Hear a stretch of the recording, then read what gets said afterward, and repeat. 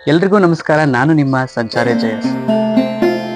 ಇವತ್ತಿನ ವಿಶೇಷತೆ ಏನಪ್ಪಾ ಅಂತಂದ್ರ ಸುಕ್ಷೇತ್ರ ಹಿರೇನಂದಿಹಳ್ಳಿ. ನಾನು ಹುಟ್ಟಿ ಬೆಳೆದಂತ ಊರಾದಂತ ಶ್ರೀ ಸುಕ್ಷೇತ್ರ ಸಾಂಸ್ಕೃತಿಕವಾಗಿಯೂ ಧಾರ್ಮಿಕವಾಗಿಯೂ ಬಹಳ ಒಂದು ಮಹತ್ವವನ್ನು ಪಡೆದಂತಹ ಊರಾದಂತಹ ಈ ಹಿರೇನಂದಿಹಳ್ಳಿ ಗ್ರಾಮದಲ್ಲಿರುವಂತಹ ಈ ಮಠದ ಬಗ್ಗೆ, ಶ್ರೀ ನಾಗಭೂಷಣ ಶಿವಯೋಗಿಗಳ ಮಠದ ಬಗ್ಗೆ ಒಂಚೂರು ಸಂಕ್ಷಿಪ್ತವಾಗಿ ಮಾಹಿತಿ ಕೊಡ್ಬೇಕಂತ ಈ ವಿಡಿಯೋ. ಮೂಲತಃ ನಾಗಭೂಷಣ ಶಿವಯೋಗಿಗಳು ಬೀದರ ಜಿಲ್ಲೆಯ ಬಸವ ಕಲ್ಯಾಣ ತಾಲೂಕಿನ ಮುಚ್ಚಳಂಬ ಗ್ರಾಮದವರು. ಒಂದ್ ಮಾತು ಹೇಳ್ತಾರಲ್ಲ, ಎತ್ತನ ಮಾಮರ ಎತ್ತನ ಕೋಗಿಲೆ ಎತ್ತನಿಂದೆತ್ತ ಸಂಬಂಧವಯ್ಯ ಎಂಬಂತೆ ಎಲ್ಲಿಯ ಮುಚ್ಚಳಂಬ ಎಲ್ಲಿಯ ಹಿರೇನಂದಿಹಳ್ಳಿ. ನಮ್ಗೆಲ್ಲ ಆಶ್ಚರ್ಯ ಆಗಿರ್ಬೋದು. ಆ ಒಂದು ಬೀದರ್ ಜಿಲ್ಲೆಯಿಂದ ಬಂದಂತ ಶ್ರೀಗಳು ನಮ್ಮ ನಾಡಿನಲ್ಲಿ ಅಂದ್ರೆ ನಮ್ಮ ಊರಿನಲ್ಲಿ ಹೆಂಗ್ ನೆಲೆಸಿದ್ರು, ಹೆಂಗ್ ಇದೆಲ್ಲ ಏನಾಯ್ತು ಅನ್ನೋದ್ರ ಬಗ್ಗೆ ಬಹುಶಃ ನಮ್ ಹಿರಿಯರಿಗೆ ಇದ್ರ ಬಗ್ಗೆ ಎಲ್ಲ ಬಹಳ ಸಂಪೂರ್ಣ ಮಾಹಿತಿ ಇರ್ತೈತಿ. ಆದ್ರೆ ನಮ್ಮ ಜನರೇಷನ್ಗೆ, ನಮ್ಮ ಒಂದು ವಯಸ್ಕರ ಹುಡುಗರಿಗೆ ಅಥವಾ ಈ ಮಾಹಿತಿ ಬಹುಶಃ ಗೊತ್ತಿರ್ಲಿಕ್ಕಿಲ್ಲ ಅನ್ನೋ ಒಂದು ಉದ್ದೇಶದಿಂದ ನಾನು ಸ್ವಲ್ಪ ಶ್ರೀಗಳಿಂದ ನಮ್ಮ ಮಾಹಿತಿಯನ್ನ ಪಡೆದುಕೊಂಡು ನಿಮ್ ಮುಂದೆ ಇಡೋಕೆ ಇವತ್ತು ಇಷ್ಟಪಡ್ತೀನಿ. ಶ್ರೀ ನಾಗಭೂಷಣ ಶಿವಯೋಗಿಗಳು ಬೀದರ್ದಿಂದ ಸೊಲ್ಲಾಪುರಕ್ಕೆ ಪ್ರಯಾಣ ಬೆಳೆಸಿರ್ತಾರ. ಈ ಸೊಲ್ಲಾಪುರಕ್ಕೆ ಹೋಗುವ ಮಾರ್ಗದಲ್ಲಿ ಬೆಳಗಾವಿ ರೈಲ್ವೆಗೆ ಬಂದವರು ತಮ್ಮ ಪ್ರಯಾಣವನ್ನ ಮುಂದುವರಿಸ್ತಿರ್ತಾರ. ಬೆಳಗಾವಿಯಿಂದ ಅವರು ಶ್ರೀ ಸಿದ್ಧಾರೂಢ ಮಠ ಹುಬ್ಬಳ್ಳಿಗೆ ಅವರು ಹೋಗ್ಬೇಕಂತ ಹೇಳಿ ಅವ್ರದ್ದೊಂದು ದರ್ಶನಕ್ಕಾಗಿ ಹೋಗ್ತಿರ್ತಾರ. ಅಂತ ಸಂದರ್ಭದೊಳಗೆ ಏನಾಗ್ತದೆ ಅಂತಂದ್ರೆ, ಆ ದಿನಗಳ ಕಾಲದಲ್ಲೆಲ್ಲ ದಿನಕ್ಕೆ 1-2 ಬಸ್ಸುಗಳು, ಸರಿಯಾದ ವಾಹನಗಳ ವ್ಯವಸ್ಥೆ ಇರಲಿಲ್ಲ.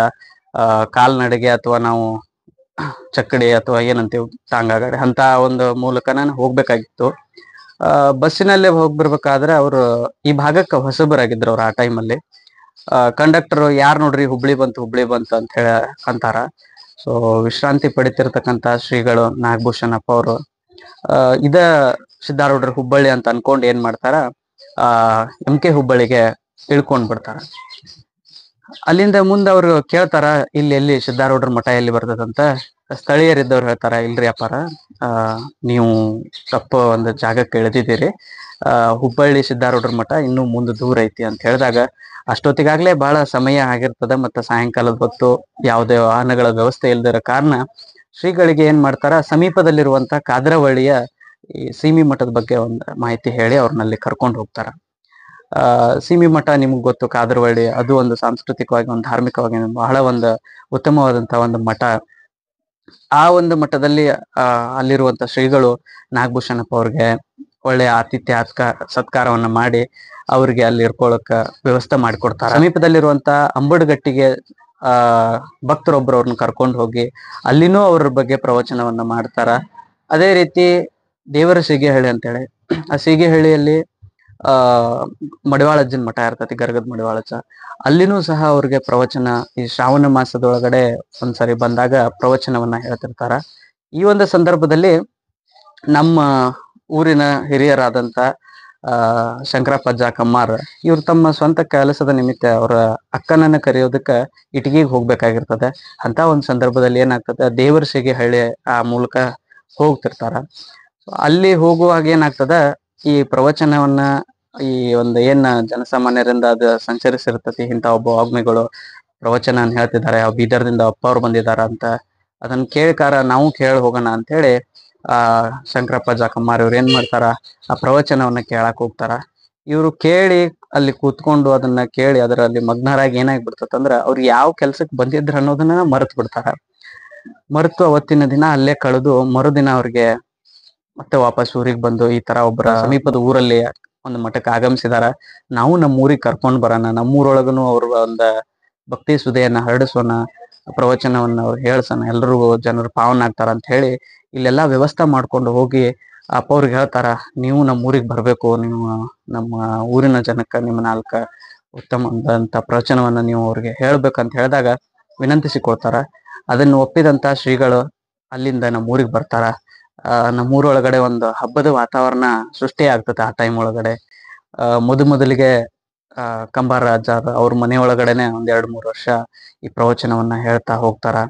ಆಮೇಲೆ ಹೋಗ್ತಾ ಬರ್ತಾ ಏನಾಗ್ತದೆ, ಅವ್ರಿಗೂ ಮತ್ತು ನಮ್ಮಿರುವಂತ ಬಾಂಧವ್ಯ ಬಹಳ ಹೆಚ್ಚಾಗಿ ಬೆಳೀತದೆ. ಯಾಕಂದ್ರೆ ನಮ್ ಈ ಭಾಗದ ಜನರು ಹೆಂಗಪ್ಪಾ ಅಂತಂದ್ರೆ, ಇದೆಲ್ಲ ಒಂಥರ ಶರಣರ ಅಡ್ಡಾಡಿದಂತ ನೆಲ ಇದು.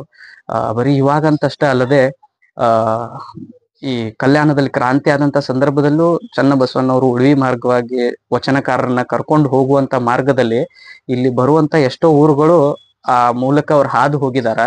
ಸೊ ಹಿಂಗಾಗಿ ಇಲ್ಲಿ ಶರಣರ ಬಗ್ಗೆ ಮತ್ತು ಒಂದು ಸಾಹಿತ್ಯದ ಬಗ್ಗೆ ಆಮೇಲೆ ಧಾರ್ಮಿಕತೆ ಬಗ್ಗೆ ಜನರಿಗೆ ಬಹಳ ಒಂದು ಉತ್ತಮವಾದಂತ ಅಭಿರುಚಿ ಅಂತಾನೆ ಹೇಳ್ಬಹುದು.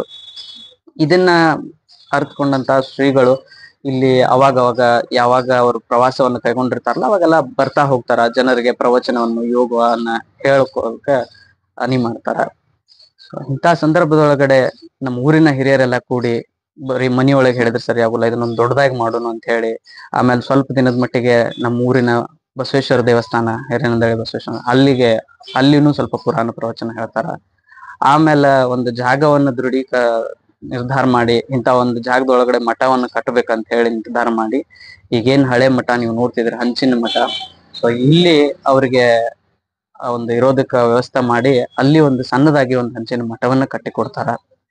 ಅದಾದ್ಮೇಲೆ ಎಲ್ಲಾ ನೋಡ್ತಿರ್ತೀರಿ ನೀವು ಇವಾಗ ವರ್ಷಕ್ಕೆ ವರ್ಷ ಪ್ರತಿಯೊಂದು ವರ್ಷದಿಂದ ಇದು ಒಂಥರ ಹೆಚ್ಚಾಗಿ ಬೆಳೀತಾ ದ್ವಿಗುಣ ಆಗ್ತಾ ಬಂದಿದೆ. ಇವಾಗ ಮುಂದ್ ನಡೀತಿರೋದೆಲ್ಲ ಪವಾಡನ ಅಂತ ಹೇಳ್ಬೋದು. ಇವಾಗ ಸದ್ಯಕ್ಕೆ ಜರುಗ್ತಾ ಇರೋದು 54ನೇ ವರ್ಷದ ಒಂದು ಸಂಭ್ರಮದ ಮಹೋತ್ಸವ. ಇವಾಗ ರಥೋತ್ಸವ 2ನೇ ವರ್ಷದ ರಥೋತ್ಸವದ ಚಾಲನೆ ಇವಾಗ ಆಗ್ತಿರೋದು. ಹಂಗೆ ಎಲ್ಲ ಬೆಳೀತಾ ಏನಾಗ್ತದೆ ಇಲ್ಲಿವರೆಗೂ ಅಂದ್ರೆ ಇವಾಗ ಶ್ರೀಮಠದ ಇವಾಗಿನ ಪೀಠಾಧಿಪತಿಗಳಾಗಿರ್ತಕ್ಕಂಥ ಶ್ರೀ ಪ್ರಣವಾನಂದ ಸ್ವಾಮೀಜಿ ಅಪ್ಪಾಜಿಯವರ ಇವ್ರವರೆಗೂ ಇದು ನಡ್ಕೊಂಡು ಬಂದಿರ್ತದೆ. ಇವ್ರು ಬಂದ ಮೇಲೆ ಇನ್ನೂ ಈ ಒಂದು ಮಠದ ಏಳಿಗೆ ಆಗಿರ್ಬೋದು, ಒಂದು ಅಭಿವೃದ್ಧಿ ಆಗಿರೋದು ಹೆಚ್ಚಾಗ್ತಾ ಹೋಗ್ತದೆ. ಕಿತ್ತೂರು ತಾಲೂಕಿನ ಪುಣ್ಯ ಗ್ರಾಮವಾದಂಥ ಹಿರೇನಂದಿಹಳ್ಳಿ ಗ್ರಾಮದಲ್ಲಿ ಇವತ್ತಿಗೆ ಸತತ 54 ವರ್ಷಗಳಿಂದ ಸತ್ಸಂಗ ಕಾರ್ಯಕ್ರಮ, ಜ್ಞಾನದಾಸೋಹ ಕಾರ್ಯಕ್ರಮಗಳು ನೆರವೇರಿ ಬರ್ತಾ ಇವೆ. ಇದು 54ನೇ ಕಾರ್ಯಕ್ರಮ.